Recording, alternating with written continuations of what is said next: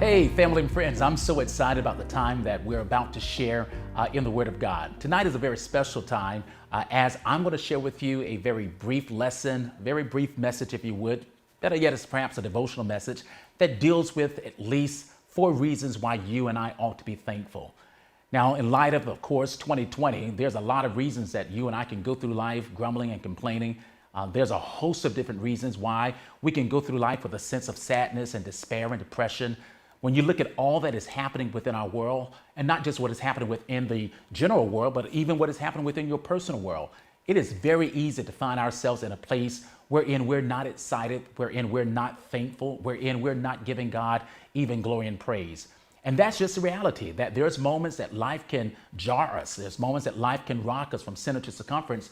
And we find ourselves in that unique space wherein we're asking, for what reason should I give God thanks? I want to share with you at least 4 reasons why you ought to thank God. And here's what the Apostle Paul says in Colossians chapter number 1, commencing at verse number 12 and concluding at verse number 14. Listen very attentively to what he says. Giving thanks to the Father who has qualified you to share in the inheritance of the saints in light, who has delivered us from the domains of darkness and transferred us into the kingdom of his beloved Son, in whom we have redemption and the forgiveness of sins.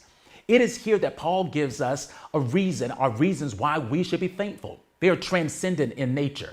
In other words, they're not based upon the various things that we oftentimes consider to be the reasons why we should be thankful for our creature comforts and for the various things that are tangible, things that we can touch, things that are temporal. But Paul says that our sense of thanksgiving is a transcendent thanksgiving.